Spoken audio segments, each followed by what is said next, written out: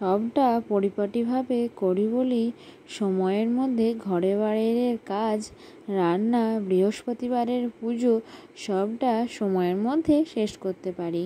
রাধে রাধে বন্ধুরা, তোমরা সবাই কেমন আছো?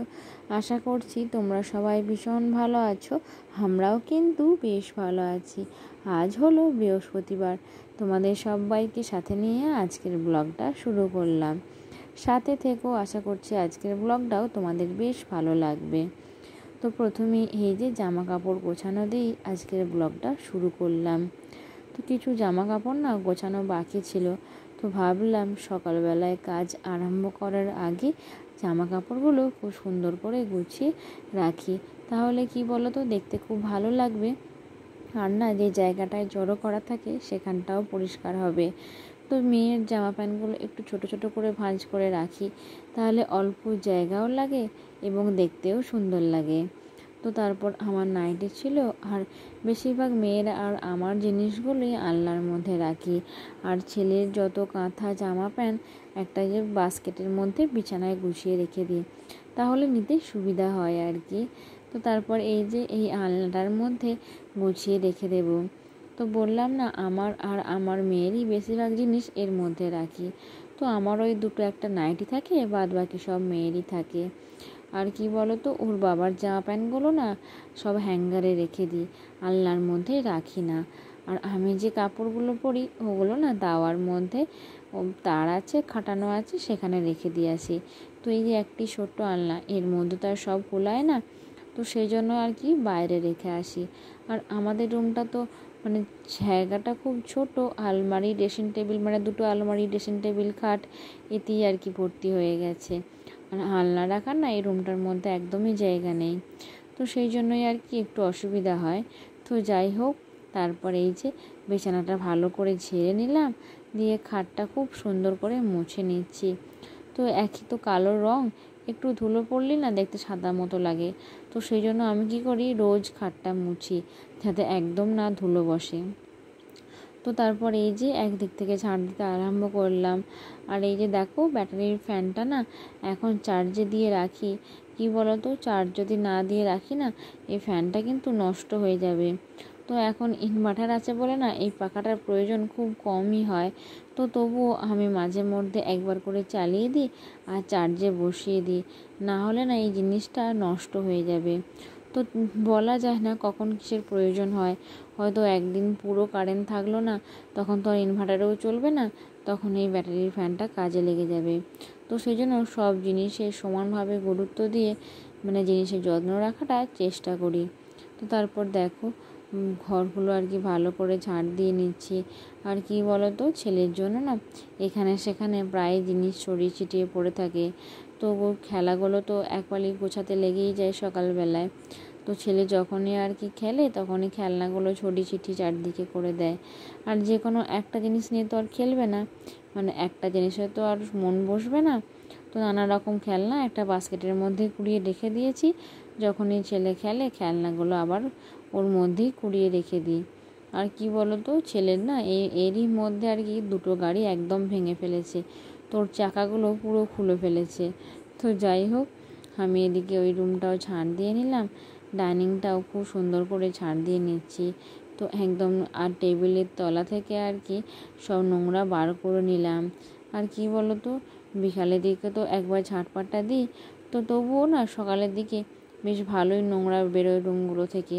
তো তবুও রুমগুলোর মধ্যে কি বলো তো, ওই যে বাইরে থেকে মানে আমাদের গোয়াল বাড়ি থেকে তো আসা হয়, তো বালিটা না বেশি হয়। তো বাইরে মাটি থাকলে যা হয় আর কি। আর এদিকে মেয়ে টিফিনে এই দিন সকালে না কিছু বানিয়ে দেওয়ার টাইম পাইনি, মানে ছেলে, আমি ঘুম থেকে উঠছি আর ছেলে উঠে পড়ছে, তো সেজন্য সকালে একদম টিফিন বানানোর সময় পাচ্ছি না। তো সেজন্য মেয়ে এই দুদিন চিড়ে ভাজা বা কেক, বিস্কিট এইসবই নিয়ে যাচ্ছে টিফিনে, আর বাড়ি এসে মুড়ি খাচ্ছে। তো এদিকে আমি ঝাঁটপাটটা দিয়ে রুমগুলো সব না ভালো করে মুছে নিয়েছিলাম, তো সেটা আর তোমাদের সঙ্গে শেয়ার করলাম না। তো তারপর দেখো, নিচের যে নোংরাগুলো সব জড়ো করে দিলাম, তো বাকি ছিল এই সিঁড়িটা মুছতে, তো সিঁড়িটাও মুছে নিচ্ছি। তো প্রত্যেক বৃহস্পতিবারই না সিঁড়িটা মুছি, তো অন্যান্য বার মানে প্রত্যেক দিনে আর কি সিঁড়িটা মুছি না, শুধু বৃহস্পতিবারই সিঁড়িটা মুছি। আর প্রত্যেক দিন ঝাড় দিয়ে দিই, না হলে তো নোংরা হয়ে থাকবে। তারপর নোংরা যেমন তেমন ওই যে টিকটিকির এত উৎপাত, ঠিক দেখবো সিঁড়িতে বা আমাদের যে রুমটার সামনে ঠিক পটি করে চলে যাবে। তো এত অসুবিধা হয় না, তোমাদের কি বলবো। তো সেই জন্যই আর কি এই মোছামুছি ঝাড় দেওয়ার কাজটা পরিষ্কার পরিচ্ছন্নভাবে না করলে না খুবই অসুবিধা হয়। যেহেতু বাড়িতে একটা ছোট বাচ্চা আছে, তো সেই জন্যই আর কি আরও খেয়াল রাখতে হয়। তো তারপর সিঁড়িটা মুছে এসে বালতির জল নিয়ে এসে এই যে সামনের সিঁড়িটা প্রথমে জল ঢেলে ধুয়ে দিলাম। তারপরে এই যে দাওয়াটার মধ্যে ওপর দিক থেকে জলটা দিয়ে দিলাম, তাহলে জলটা তো নিচের দিকে গড়িয়ে আসবে, তাহলে না ঝাড় দিয়ে ধুয়ে দেওয়ার সুবিধা হবে। তো বৃহস্পতিবারে এই দাওয়াটা আমি ধুয়ে দিই, সামনের দাওয়াটা। তো বৃহস্পতিবারে মনে হয় একদম রাস্তা থেকে বাড়ির ভিতর পর্যন্ত সব ধুয়ে মুছে পরিষ্কার করি। তো সেই জন্যই আর কি প্রত্যেক বৃহস্পতিবারই না কাজটা বেশি থাকে। তো তারপর তো পূজা করতেও অনেক টাইম লেগে যায়। যাই হোক, লাতা দেওয়াটা এখন অনেকটাই কমেছে। তো না হলে আমাদের যে মাটির উঠোনটা আছে না, সেটা মাটির ছিল।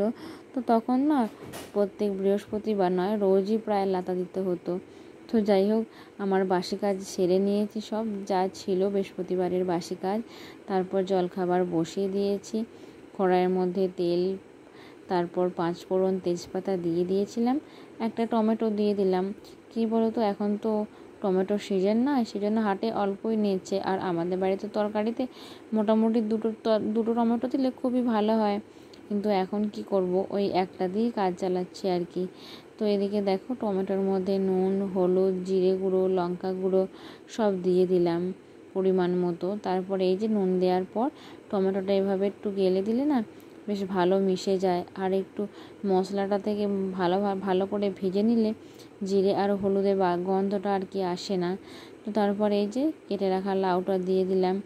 আর ওদিকে ছোটো কুকারের মধ্যে আলুটা না সেদ্ধ করে রেখেছিলাম। তো লাউটা কষতে কষতে সেদ্ধ হয়ে গেলে ওর মধ্যে আলুটা দিয়ে দেব। তো লাউটা ভালো করে কষিয়ে নিয়ে চাপা দিয়ে দেব।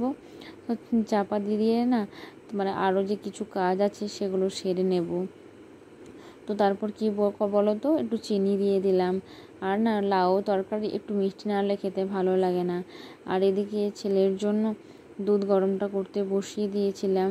তো দুধটা হয়েই এসেছে, তো দুধটা নিভিয়ে দিলাম। আর এদিকে লাউয়ের তরকারিটা কমপ্লিট করে নামিয়েও দিলাম। তো বড় মা এদিকে নারকেল কোড়াচ্ছিল। তো নাড়ু হবে তো আজকে, তো কালকেই নারকেলগুলো ভেঙেছিল, তো কালকে আর করার সময় হয়নি। তো আজকেই এখন নারকেলটা কোড়াচ্ছিল। তো আমি এদিকে লাউয়ের তরকারিটা করে নিয়ে স্নানটা সেরে নিয়েছি, দিয়ে বৃহস্পতিবারে পুজোয় মানে লেগে পড়েছি কাজে আর কি। তো প্রথমেই না আগে আলপনাটা দিয়ে নিলাম। তারপর কি বলে তো, বৃহস্পতিবারে না আমাদের যে ঠাকুরতলা আছে সেখানে গিয়েও আলপনা দিয়ে আসতে হয়। আর বাড়ির চৌকাঠে সব জায়গায় আলপনা দিয়ে দিই। তো সবটা মানে যেখানে যেখানে আলপনা দিই, তো সবটা তো তোমাদের সঙ্গে শেয়ার করা হলো না। তো শুধু এখানটাই আর কি তোমাদের সঙ্গে শেয়ার করলাম। তো তাড়াতাড়ির মধ্যে আর কি যেমন পেরেছি তেমন করেই আলপনা দিয়েছি। তো ধীরে সুস্থে দিলে হয়তো আর একটু সুন্দর হতো। তো যেহেতু ছেলে ঘুমাচ্ছিল, একটু তাড়াতাড়িই ছিল। আর ওদিকে দেখো একটা বস্তা দিয়ে আমার রুমের গেটটা আর কি বন্ধ করে রেখেছি, যাতে ছেলে ঘুম থেকে উঠলে এদিকে না আসতে পারে। তো তারপর ধুনোর জন্য আমার আগুনটা ধরিয়ে নিয়েছিলাম। আর প্রত্যেক রুমে ধুনো দেখিয়েও দিলাম। প্রথমে ঠাকুর ঘর থেকেই আরম্ভ করলাম আর কি, তারপর সব রুমেতে ধুনো দেখিয়ে দিলাম। তো প্রথমেই ধুনো আলপনার কাজটা সেরে নিলাম। তারপরে এই যে পূজায় বসে গেছি। তো প্রদীপটা তো মাজা হয়েছিল, তারপর নতুন সলতে করার জন্য কৌটো থেকে তুলো নিয়ে নিলাম আর কি। তারপর সলতেটা পাকিয়ে নিলাম।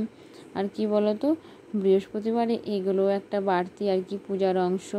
তো বৃহস্পতিবারে তো প্রদীপ, ধূপদানি, থালা, ঘটি, মানে থালা বলতে আর কি সরি, রেকাবিগুলো যেগুলো, তো সেগুলো তো মেজে নেওয়া হয়।